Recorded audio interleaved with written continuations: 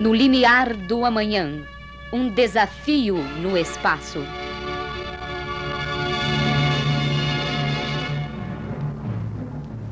Estamos em tempo de guerra. Tudo explode ao nosso redor.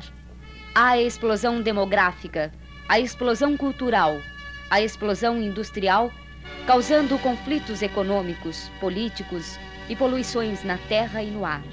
A explosão religiosa, abalando as igrejas em seus fundamentos e, por fim, a mais grave de todas, a explosão da mediunidade, no mundo que se fez cego e surdo para os problemas do espírito. Estamos numa guerra sem quartel. Somos atacados por dentro e por fora. O mundo material se torna cada vez mais agressivo. A vida social se confunde, os valores morais entram em bancarrota, as normas sociais se destroem aos nossos olhos. Ao mesmo tempo, as aflições nos prendem nas suas garras de arpias. Nossas ideias se embaralham, mediunidades explodem por toda parte e as obsessões se desencadeiam de um extremo ao outro da Terra.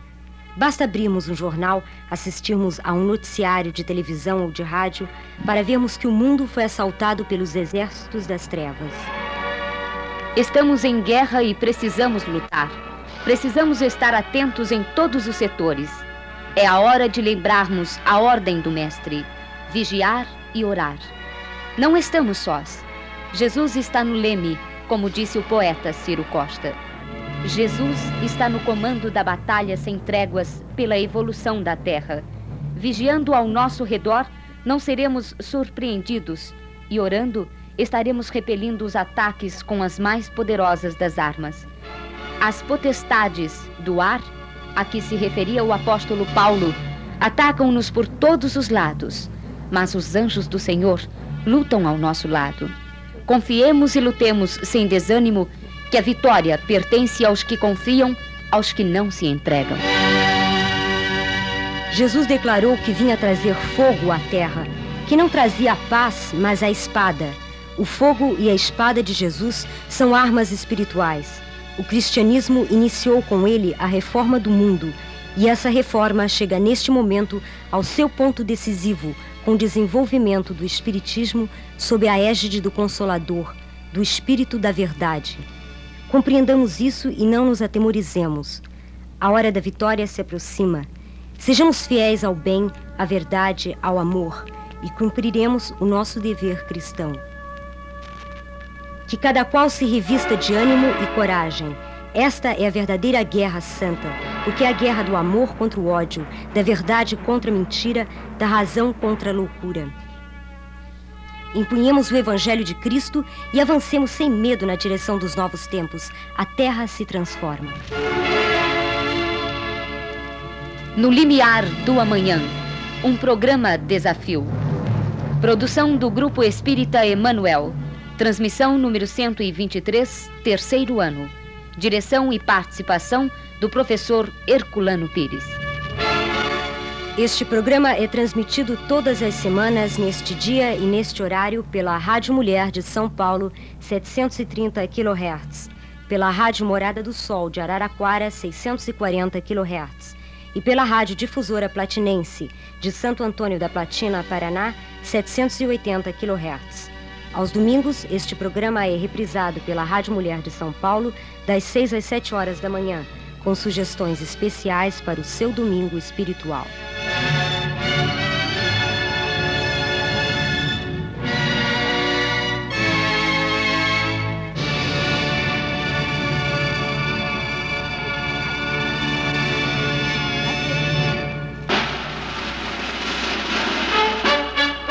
Perguntas e respostas. Professor, o ouvinte José de Oliveira Neves, da Quarta Parada, pergunta: antes de conhecer uma pessoa, da qual tenho grande afinidade atualmente, senti a materialização desta pessoa, através de visão e contato, sem imaginar que, com o passar do tempo, conheceria esta criatura, reconhecendo ser a mesma que materializou-se em mim. Como se explica isto? Para começar, devo dizer ao senhor que ninguém se materializou no senhor. Não há possibilidade de alguém se materializar em alguém. O que aconteceu é que o senhor viu uma projeção do eu, como se costuma dizer hoje em psicologia. Quer dizer, essa pessoa com a qual o senhor iria se relacionar mais tarde já tinha, na verdade, relações com o senhor. Relações provenientes certamente de outra existência, de outra encarnação, de outra vida.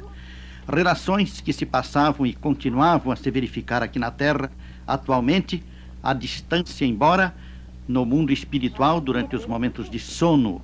Enquanto nós dormimos, os nossos espíritos se desprendem. E quando nós temos a capacidade para viver no mundo espiritual, nós vamos à procura dos espíritos amigos, conhecidos, e nos entretemos com eles em conversas, como se estivéssemos aqui na Terra. De maneira que, quando o senhor se encontrou com essa pessoa, nada mais aconteceu do que um reatamento, uma continuidade das suas relações pessoais do ponto de vista humano, do ponto de vista da pessoa encarnada. Porque no plano espiritual, essas relações já continuavam, segundo essa aparição que lhe foi feita, lhe demonstra. Quando nós temos uma aparição, portanto, deste tipo que o senhor relata aqui, é o espírito que se manifesta a nós, de maneira a impressionar a nossa visão, como se fosse uma pessoa viva, uma pessoa realmente encarnada. É verdade que ela é viva, continua viva no mundo espiritual, e por isso mesmo mais viva do que na carne, do que no corpo. Mas, tendo esta visão, o senhor teve então uma anunciação de que ia se dar o encontro pessoal, físico dos dois aqui na Terra. Não há, portanto, nada de extraordinário nisto. Eu aconselharia o senhor a se interessar mais pelas questões espíritas, porque isto revela que o senhor possui dons mediúnicos acentuados, que podem se desenvolver daqui por diante e que certamente já estão em desenvolvimento. Mas eu vou tentar lhe dar, através deste programa, um livro que lhe esclarecerá melhor este problema. Acredito que o senhor já tenha alguma informação a respeito do espiritismo, mas com este livro o senhor conhecerá melhor o assunto. É um livro do professor Ernesto Bosano, famoso pesquisador italiano, metapsiquista, psicólogo e espírita, era professor da Universidade de Turim. Ele escreveu um livro curioso chamado Comunicações Mediúnicas entre Vivos.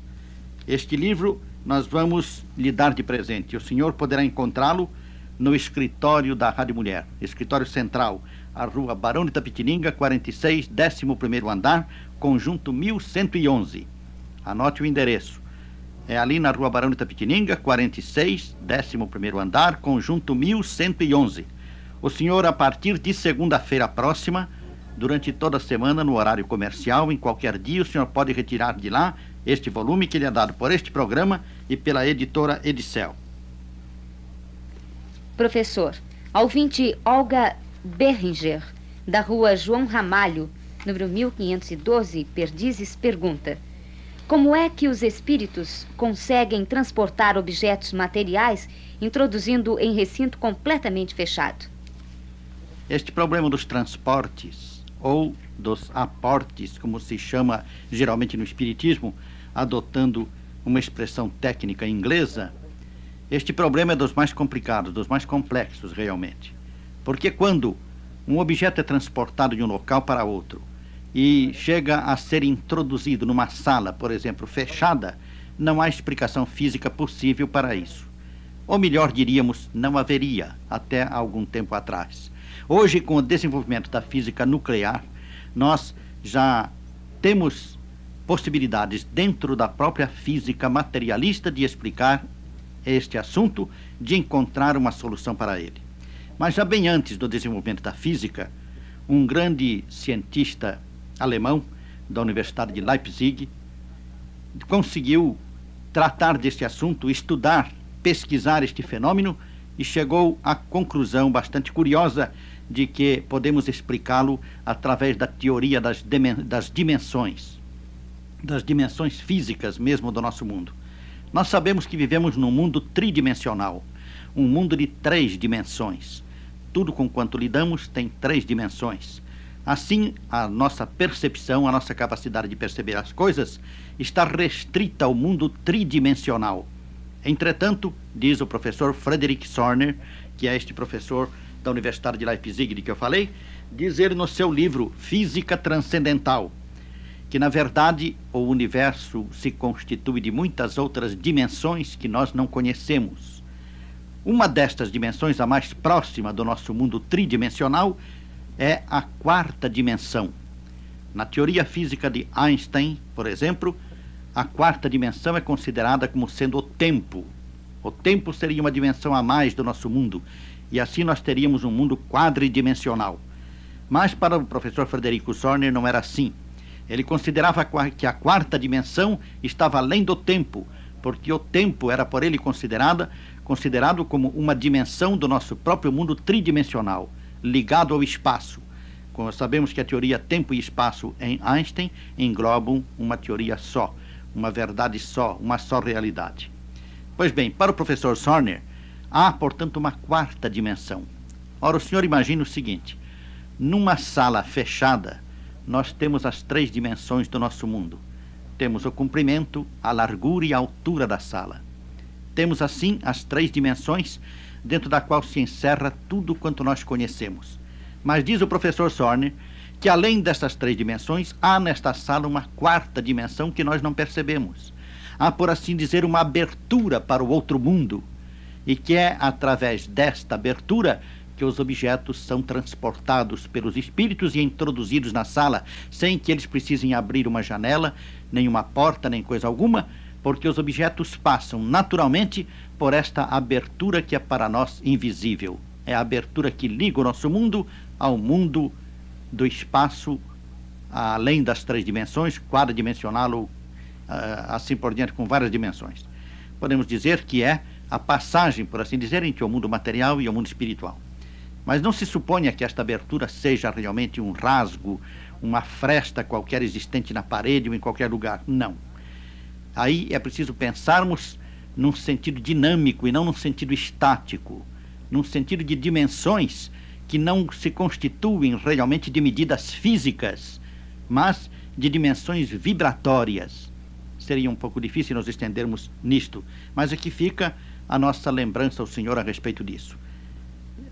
Aliás, a nossa lembrança à senhora, quero desculpar, a respeito disto. E eu gostaria de lhe dar um livro a respeito que infelizmente não posso dar, porque a sua edição está esgotada. Mas eu lhe aconselho a procurar nas livrarias que vendem livros velhos, livros antigos. É possível que a senhora encontre algum volume. Ou então que a senhora recorra à livraria de Céu, que está projetando lançar uma nova edição desse livro. O livro é o livro do professor Frederico Sorner, que se chama Provas Científicas da Sobrevivência. Provas Científicas da Sobrevivência, em tradução, naturalmente, para a nossa língua.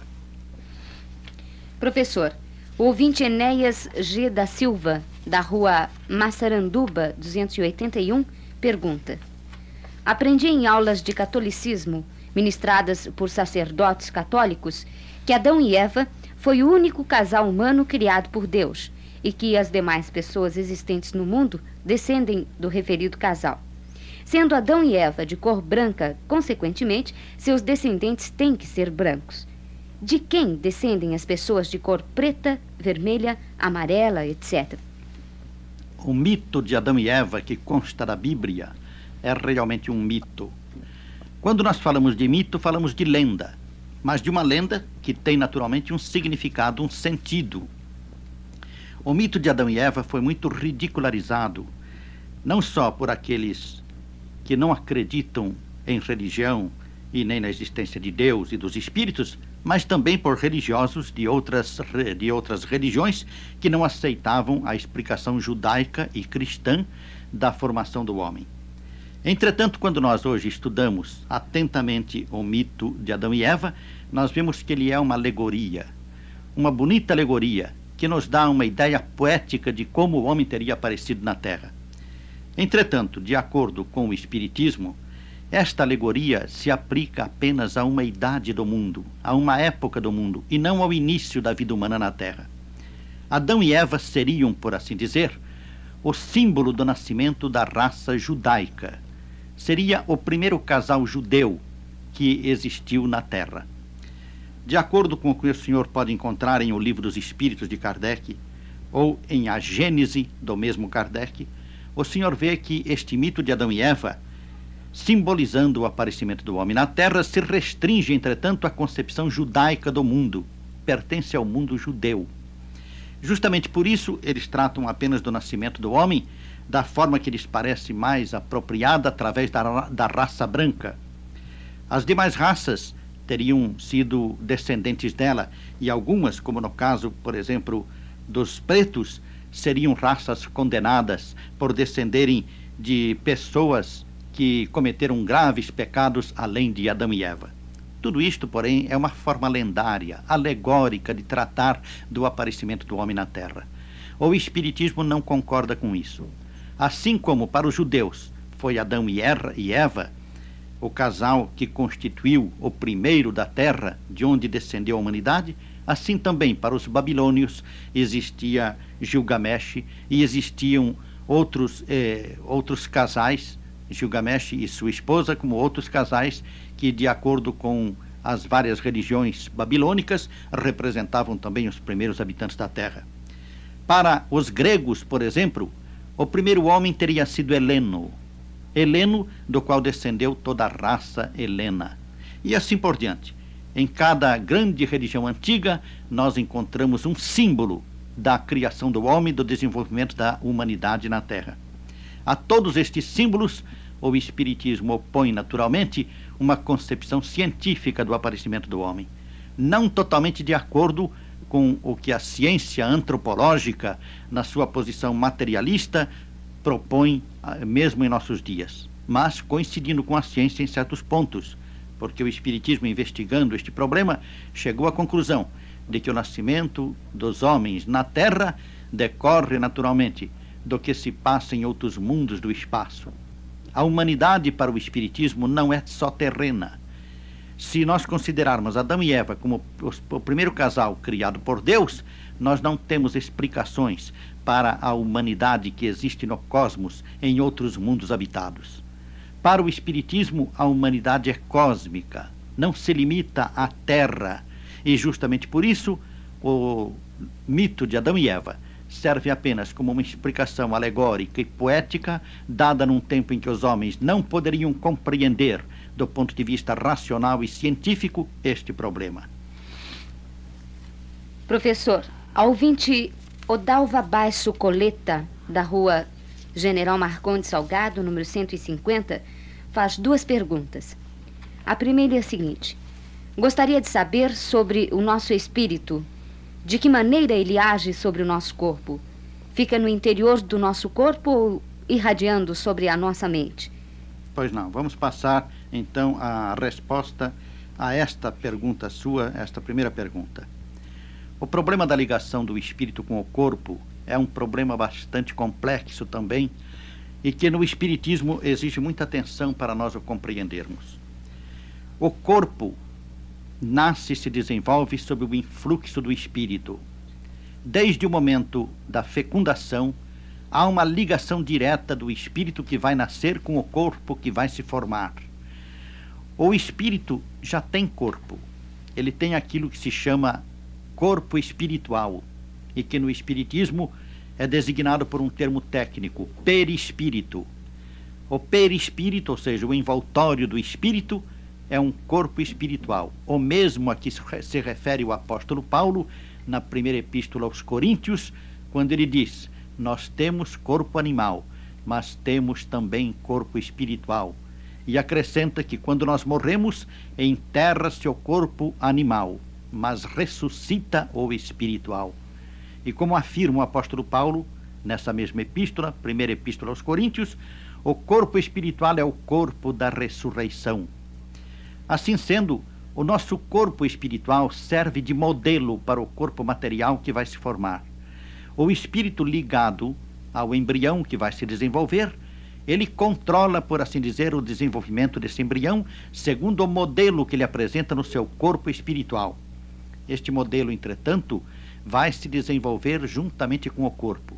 Ele impregnará todas as células do corpo físico. Ele se mistura com o corpo físico. Podemos imaginar um corpo energético em forma, por exemplo, de uma estrutura de energias que se liga ao corpo material grosseiro para lhe dar uma estrutura física adequada. Ora, nós sabemos que hoje os físicos soviéticos e os biólogos soviéticos acabam de realizar na Rússia uma verdadeira façanha científica ao descobrir, através de uma câmara fotográfica de alta frequência inventada especialmente para pesquisas da antimatéria, acabam de descobrir que o homem tem um corpo energético. Pela primeira vez no mundo, cientistas materialistas em pesquisas sobre a natureza humana conseguiram ver aquilo que até agora só os videntes haviam visto, ou seja, o corpo espiritual do homem. Desta maneira, nós podemos dizer que o corpo espiritual está impregnando o corpo material. Ele realmente está anexado, inserido nesse corpo material. E ele é o agente que desenvolve, que dá forma e que anima esse corpo material. O corpo espiritual é o intermediário entre o espírito e o corpo material. É preciso um intermediário, porque, como sabemos, o espírito e matéria são elementos heterogêneos. Então a ação se torna mais fácil de um sobre o outro através de um intermediário, que é o perispírito, ou corpo espiritual, de que falava o apóstolo Paulo. Assim, nós podemos considerar que o corpo espiritual, contendo naturalmente o espírito, está integrado no corpo material, mas que apesar disso ele é independente. Assim, por exemplo, durante o estado de sono, quando dormimos, a senhora certamente já ouviu dizer o que o povo costuma dizer sempre, que o sono é o irmão da morte. Realmente ele é o irmão da morte, porque quando morremos o corpo espiritual se desprende do corpo físico material. Quando dormimos acontece o mesmo, só que o nosso desprendimento não é total. O espírito se livra do corpo material, mas continua ligado magneticamente a ele. Fluidicamente ele está ligado ao corpo material. Na morte dá-se o contrário. O corpo se liberta totalmente e não fica com ligação nenhuma, o corpo espiritual com o corpo material. Assim, nós compreendemos que existe uma liberdade para o corpo espiritual mesmo enquanto estamos vivos. Nas pesquisas atuais da parapsicologia verificou-se aquilo que se chama projeção do eu, e que eu agora mesmo referi ao explicar a um ouvinte uma aparição que ele viu. Realmente, o desprendimento do corpo pela projeção do eu se dá nos momentos de distração, nos momentos de cochilo e nos momentos de sono.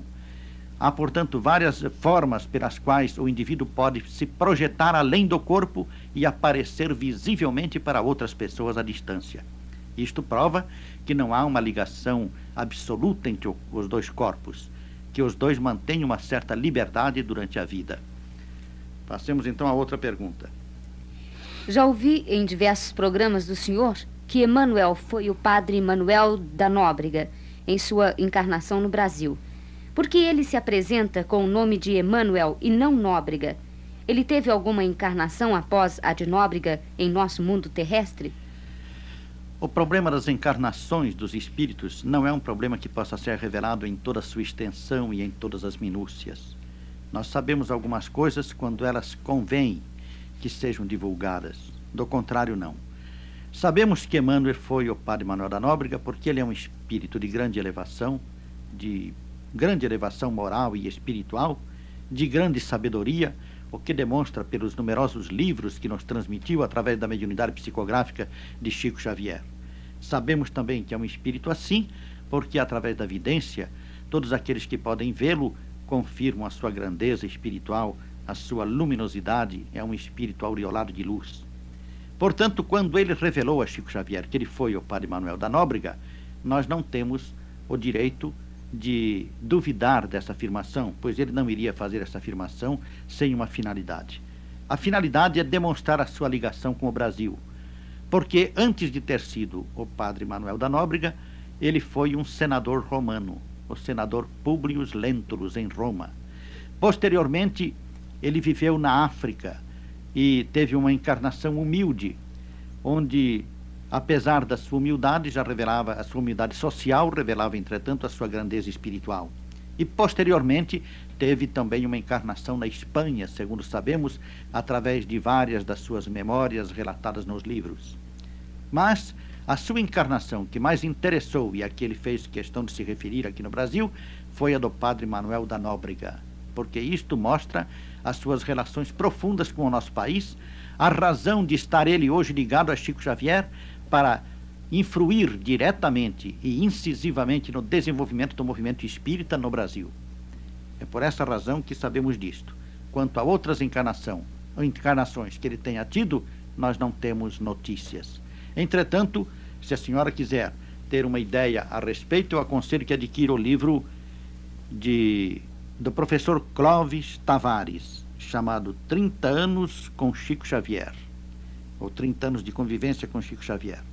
É uma edição da editora Calvário, que a senhora encontrará certamente na livraria Saraiva.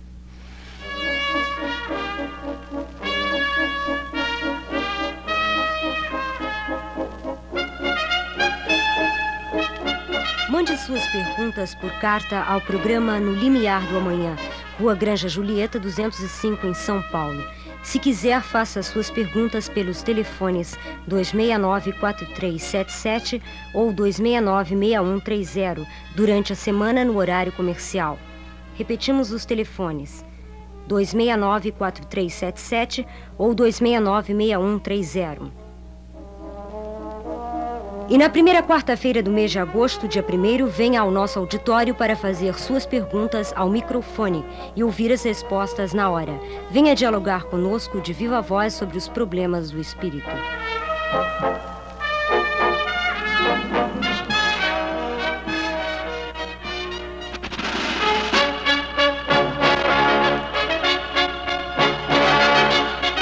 Perguntas e respostas.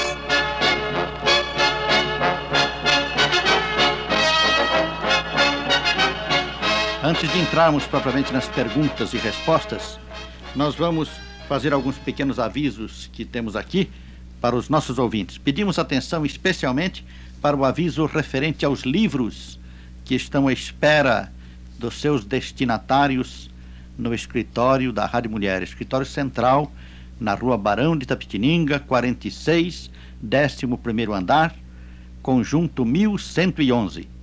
Atenção, amigos ouvintes, porque os ouvintes que não procurarem estes livros, os livros que estão destinados a eles lá no escritório da Rádio Mulher, que foram dados neste programa, os que não procurarem durante a semana que vem, a semana que entra agora, domingo, a partir de segunda-feira, esses perderão o direito.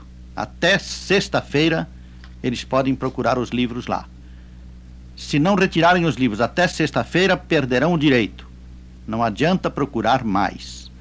Nós estamos avisando porque é evidente que quando damos um livro aqui, um livro que nós recebemos de uma editora para ser entregue a um ouvinte, num gesto de amizade, gentileza, camaradagem, para facilitar ao leitor o esclarecimento da pergunta que nos fez, quando fazemos isto, deixamos ao leitor, ao ouvinte, apenas o trabalho de ir procurar o livro para ler, de ir retirar de lá, sem gastar um tostão, porque é uma oferta gratuita que é feita pela editora através do nosso programa.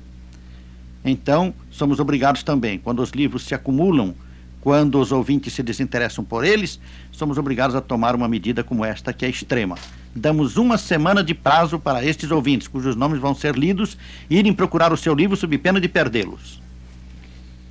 Carlos Isaías, Gentil Lara, Antônio Barbosa Albuquerque, Wilson Gaspar, Vera Maria, Elza de Oliveira, Ashin Tati, Dr. Eurípides de Castro, João Correia Narciso, Maria L. Santos, Maria Barufaldi, Antônio Caetano, Ramiro Eduardo Bispo, Neuza Lourenço, Antero da Silva Borges, Terezinha Carolino, Ernesto Carolino, Francisco Greck, Pedro Soares, Terezinha da Silva, José Carlos do Amaral, Blanco Osório, Natalino Dolívio, Leonil Alves Ferreira, Dulce de Almeida, Maria Katsui Sabo, Osvaldo Morzi, Hilária B. da Silva, Corina Antunes, Norival Bonfatti, Rosa Inês Gonçalves, José Ferreira Mendes, Nair Maria Ferrim e Maria Aparecida. Temos agora aqui uma pergunta que nos foi dirigida telefonicamente por um ouvinte sobre um editorial publicado pelo jornal O Clarim de Matão. Nós vamos nos limitar a ler aquilo que já foi dado num programa anterior sobre esse editorial. O jornal O Clarim de Matão volta a sustentar em seu editorial a sua posição contra as homenagens que vêm sendo prestadas em todo o Brasil ao médium Francisco Cândido Xavier. Segundo afirma o jornal, os médiuns não podem ser homenageados e o precedente pode servir para que outros médiuns se interessem também pelo assunto, candidatando-se a títulos e homenagens da mesma espécie. O velho clarim do Schüttel está soando desafinado. Espiritismo não é igreja, nem defende clausura para a defesa da mediunidade. O velho Schüttel, estivesse ele por acaso no lema de O Clarim, continuaria mantendo afinado o seu clarim e não permitiria que aparecessem ali opiniões desta maneira contrárias aos próprios princípios do espiritismo. As homenagens a Chico Xavier não partem do meio espírita, mas, pelo contrário, partem de organizações públicas e até mesmo de representantes do poder público. Constituem gigantesco e vibrante coro de reconhecimento por legisladores, em sua maioria absoluta não espíritas, dos méritos, não apenas do médium, como também e, sobretudo, dos méritos da mediunidade e do espiritismo. Só os cegos não veem isso. Continuando com as perguntas e respostas agora, professor, nós temos a pergunta do ouvinte Roberto Garcia, da rua Dom Leopoldo, número 188, e ele pergunta: existe alguma explicação para o sexo do espírito? Ou melhor, espírito tem sexo para poder existir o homem e a mulher? Qual foi a matéria de Jesus após sua ressurreição? O problema do sexo no espírito nós podemos comparar com o velho problema teológico do sexo dos anjos, tão discutido durante a Idade Média. Na verdade, Jesus foi o primeiro a informar, segundo nós vemos no Evangelho, que os espíritos não têm sexo. O espírito é a essência humana, a essência da criatura humana. O corpo material é, por assim dizer, o continente dessa essência, aquilo que contém a essência humana, para uma sua manifestação no plano da matéria. Na matéria, o sexo é necessário para a reprodução da espécie e, ao mesmo tempo, para uma série de experiências de que o espírito necessita para o desenvolvimento das suas potencialidades interiores. O sexo representa, do ponto de vista espiritual, simplesmente uma polaridade. Tudo quanto nós conhecemos na Terra se constitui praticamente de dois polos. Há sempre dois polos nas coisas, não apenas na Terra. Esta polaridade revela, portanto, uma condição de oposição de uma coisa a outra, de um ponto ou de uma medida a outra. Assim, nós temos no espírito também a corrente positiva e a corrente negativa de energias espirituais. Aquele espírito que é mais carregado de correntes positivas na sua encarnação terrena, por uma imagem que estamos fazendo a respeito a fim de explicar melhor o assunto, na sua encarnação terrena ele pode se manifestar como um homem, como um espírito masculino, aquele que tem as correntes energéticas negativas, não no mau sentido, mas apenas no sentido de ser a corrente que deve se harmonizar com a outra para produzir realmente a energia. Então, este se encarna como mulher. Há, portanto, uma questão de polaridade espiritual. Quando o espírito desenvolve ou precisa desenvolver as suas energias viris, ou seja, as suas energias no campo de uma atividade mais intensa e, ao mesmo tempo, de responsabilidades mais duras no plano material, em face da vida material na Terra, ele então se encarna com a polaridade positiva do espírito dotado de grande energia no campo masculino. Quando Ele precisa de desenvolver a sua afetividade, o seu sentimento, a sua capacidade de penetração sutil nas coisas, através da intuição, da delicadeza e de tudo aquilo que constitui as características do espírito feminino. Ele se encarna como mulher. Entretanto, quando os espíritos necessitam da encarnação, através de várias vidas para o desenvolvimento das suas qualidades internas, eles passam por várias encarnações de homens e de mulheres. Aquele que foi homem numa encarnação pode ser mulher em outra e vice-versa. Para os espíritos, o sexo não tem outro sentido que não seja o da sequência de experiências que cada sexo pode oferecer ao espírito para o seu desenvolvimento. É a lei da evolução que rege esse desenvolvimento. Assim podemos dizer que o problema do sexo não existe para os espíritos, existe apenas para os homens. Quanto à matéria de Jesus, após a sua ressurreição, este é um tema já suficientemente explicado pelo apóstolo Paulo em sua primeira epístola aos Coríntios, quando o apóstolo Paulo disse aquilo que nós ainda neste programa repetimos aqui, ou seja, que o perispírito ou corpo espiritual é o corpo da ressurreição. Ele acrescentou: assim, aqueles que dizem que Cristo não ressuscitou dos mortos, estão dizendo que também nós não ressuscitaremos. E se nós não ressuscitamos, também o Cristo não ressuscitou, e será vã a nossa fé. Para que a nossa fé, portanto, segundo o apóstolo Paulo, não seja vã, nós temos de compreender que o Cristo ressuscitou como nós todos ressuscitaremos, não no corpo material, mas sim no corpo espiritual.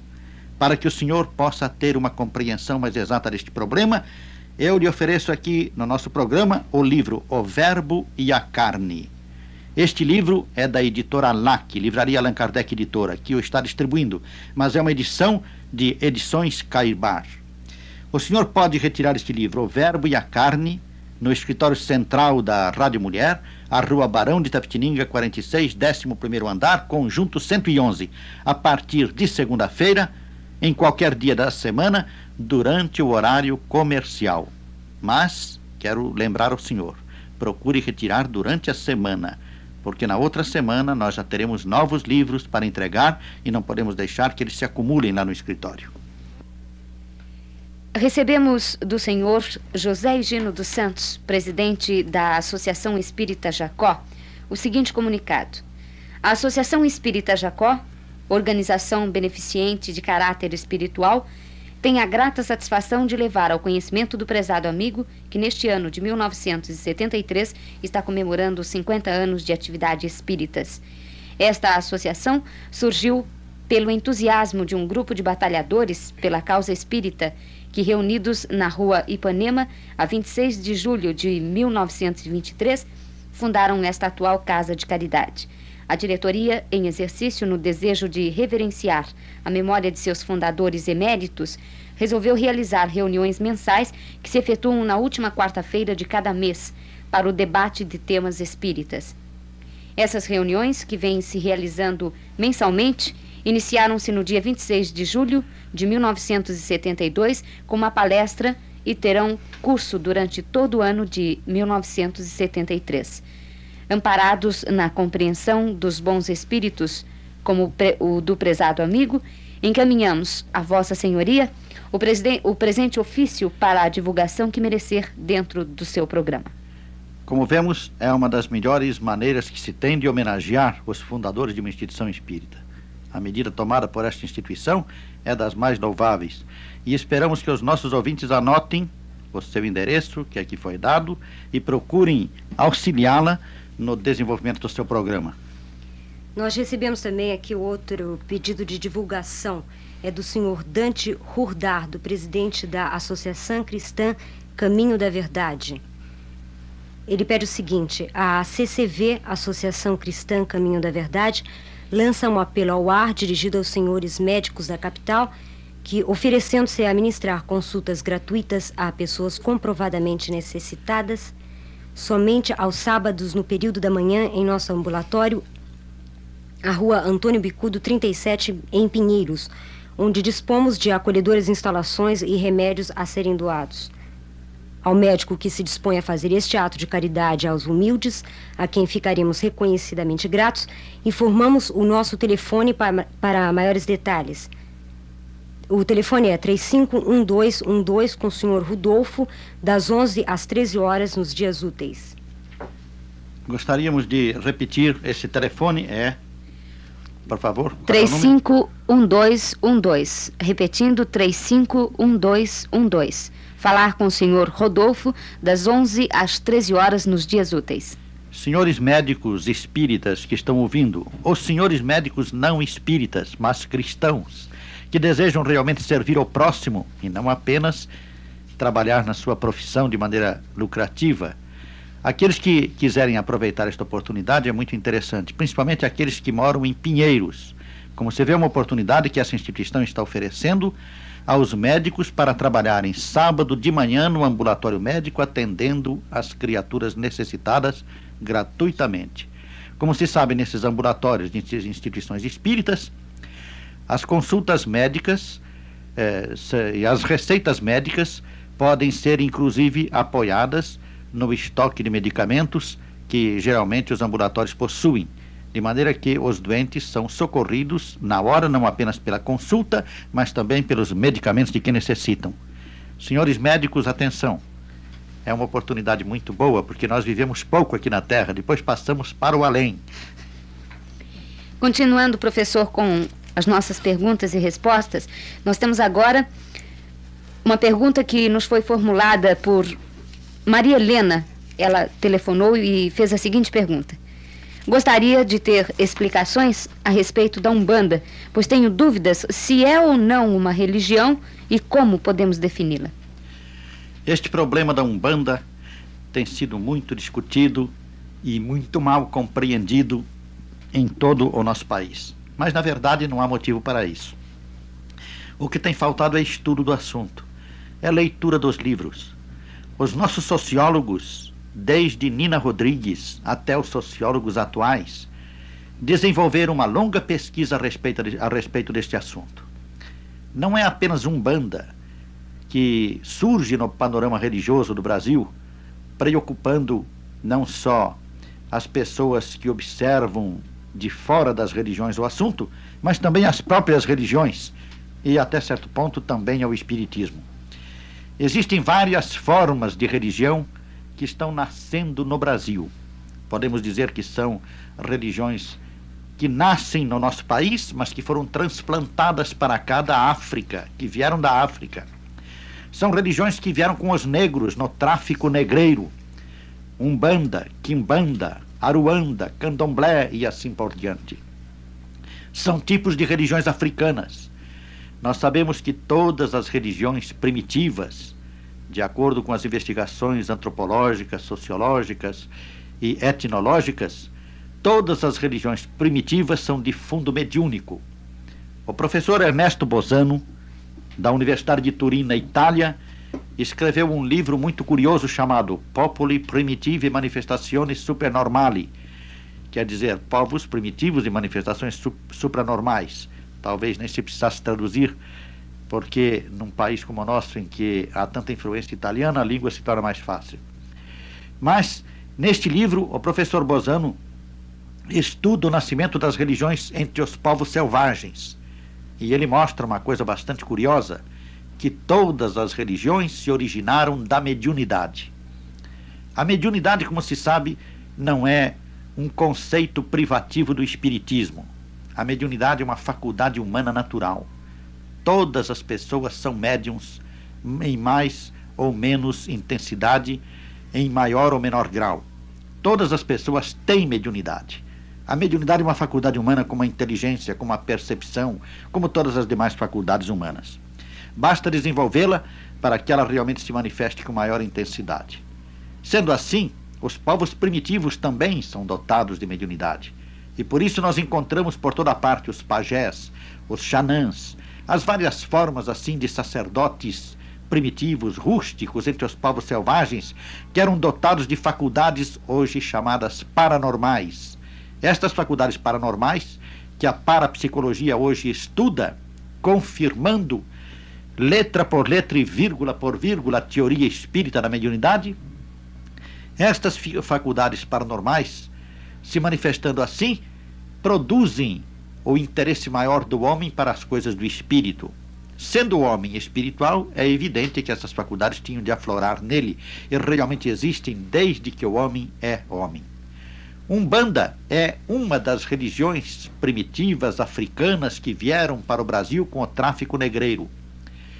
Os índios, ou melhor, perdão, os negros que eram como os nossos índios, andavam nas regiões selvagens da África em liberdade, eram ali caçados, praticamente caçados pelos traficantes que os carregavam para os navios e traziam para o Brasil à força, como se fossem animais pegados a laço no meio da selva.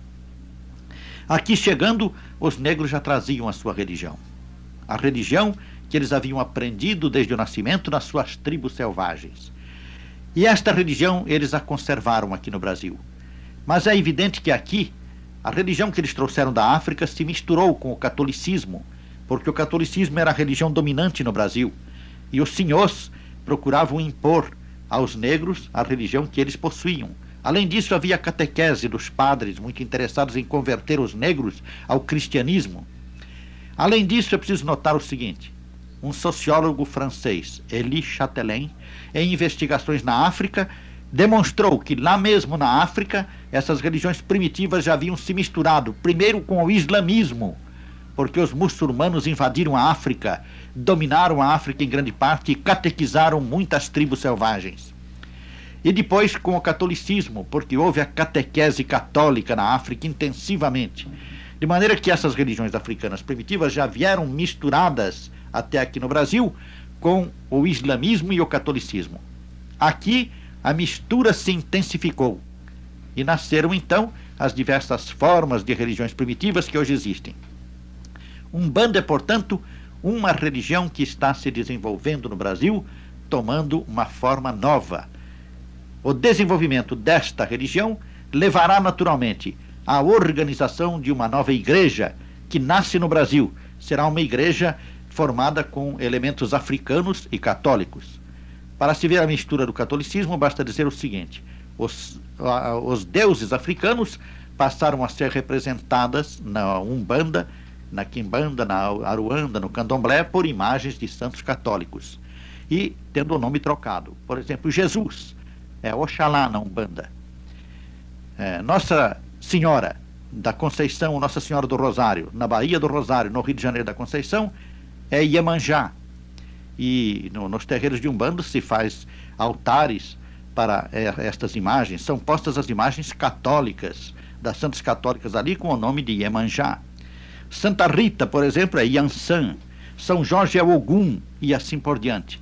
Quer dizer, os santos católicos foram assimilados pelos umbandistas e foram adaptados a eles os nomes dos deuses africanos.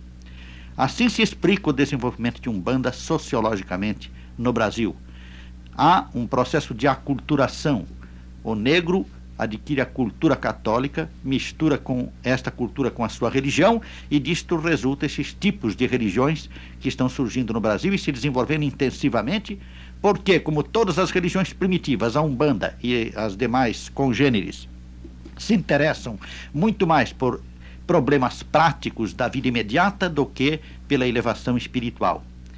Em Umbanda se busca, em geral, não a orientação espiritual, mas sim a solução de problemas imediatos, problemas de negócio, problemas de casamento, problemas de divórcio, problemas de vingança contra pessoas ou de amparo a pessoas na defesa contra vinganças que outros querem fazer, e assim por diante, problemas puramente humanos, porque nós sabemos que as religiões primitivas se restringiam naturalmente a este campo prático das atividades humanas.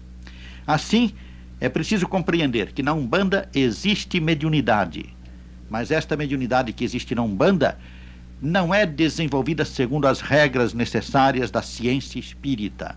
Ela é utilizada em bruto, de acordo com as necessidades imediatas daqueles que acorrem à Umbanda pedindo socorro, pedindo ajuda. A Umbanda não é espiritismo. Ela apareceu no Brasil mais de 300 anos antes que o espiritismo surgisse na França. O espiritismo nos veio da França. Surgiu ali como uma doutrina filosófica de bases científicas e de consequências religiosas.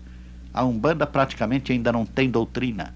A sua doutrina está sendo formulada de maneira esparsa por várias pessoas, sem se ter chegado ainda a uma conclusão a respeito, porque cada um lança mãos de elementos diferentes, uma vez que as tribos africanas divergiam nas suas posições em face dos problemas da religião primitiva. Cada uma tinha a sua própria religião e essas religiões todas eram se misturar no Brasil.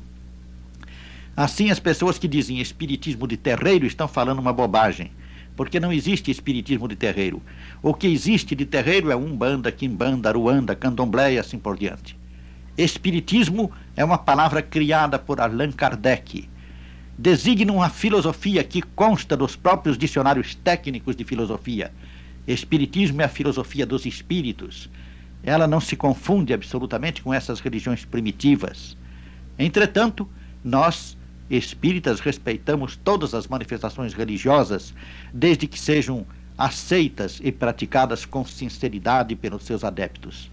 Nós não combatemos Umbanda, nós apenas combatemos no espiritismo a confusão, a mistura que se tenta fazer, às vezes de má fé, para denegrir o espiritismo, entre essas formas sincréticas de religiões africanas no Brasil e o espiritismo, que antes de mais nada é uma ciência, da qual nasce uma filosofia que nos leva a uma concepção religiosa livre, diferente das concepções religiosas dogmáticas.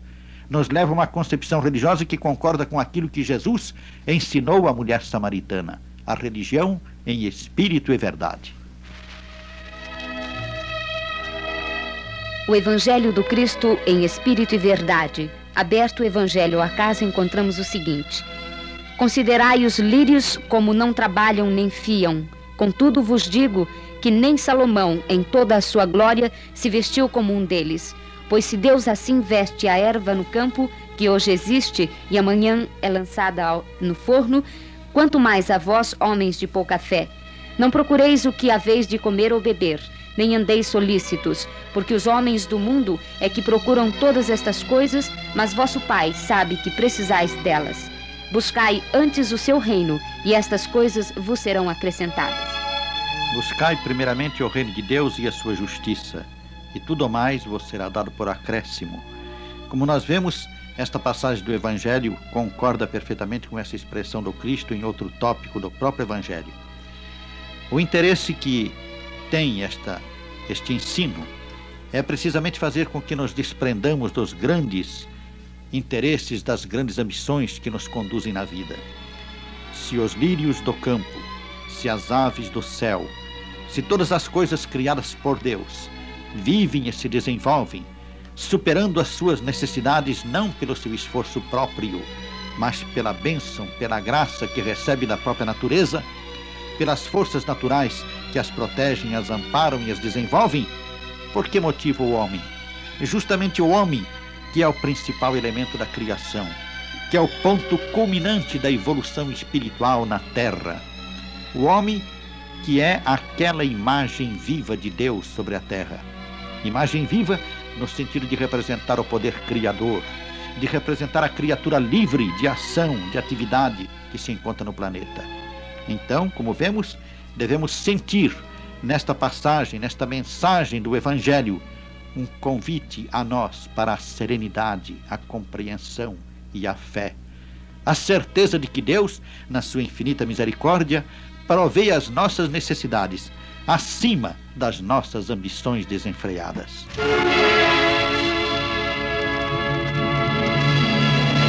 Todas as religiões são boas, desde que seguidas com sinceridade. A religião que se volta contra as outras nega-se a si mesma. Cada religião é um esforço em favor da evolução espiritual do homem. São muitos os caminhos que levam a Deus.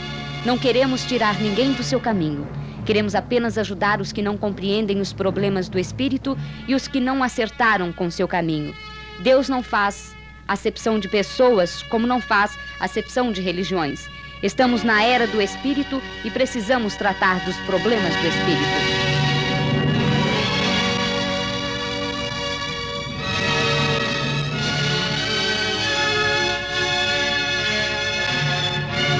No limiar do amanhã, A verdade nos libertará.